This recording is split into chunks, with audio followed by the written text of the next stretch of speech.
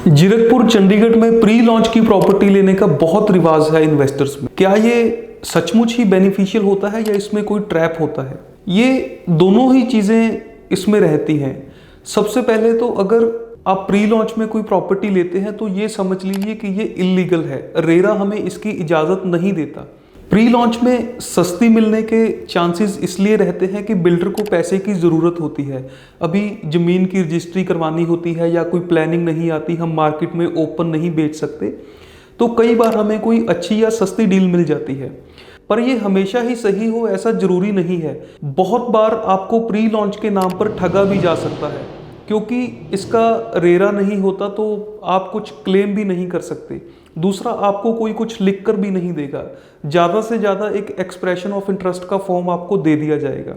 आजकल तो ऐसा भी होने लगा है कि जैसे प्री लॉन्च का एक क्रेज़ है, बिल्डर्स या कुछ शैतान लोग पहले ही अपनी प्रॉपर्टी के प्राइजेस ऐसे रखते हैं प्री लॉन्च में कि जो लॉन्चिंग के बाद भी जस्टिफाई ना हो पाए।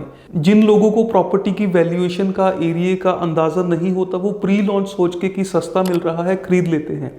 बाद में वो फॉर्मेलिटी के लिए रेट बढ़ाते जाते हैं और उसका कोई मतलब नहीं होता। मार्केट में वो बढ़े हुए रेट्स पर चीज़ ट्रेड नहीं होती। लोग खुश होते रहते हैं कि मेरी 10,000 वाली चीज़ 15,000 हो गई, 20,000 हो गई, पर जब उन्हें बेचनी पड़ती है तो पता चलता है कि 10,000 में भी कोई लेने को तैयार नहीं है, या जिस रेट में उन्होंने प्री लॉन्च में ली थी उस रेट में भी लेने को कोई तैयार नहीं है। अगर आप प्रॉपर्टी की वैल्यूएशन कर सकते हो, आप समझ सकते हो कि कौन से एरिया में प्रॉपर्टी है, इसकी कितनी वैल्यूएशन होनी चाहिए, हमें प्री लॉन्च में कोई बेनिफिट मिल रहा है, सस्ती मिल रही है या नहीं, बिल्डर की रेपुटेशन कैसी है, तो ही आप इन्वेस्ट कीजिए।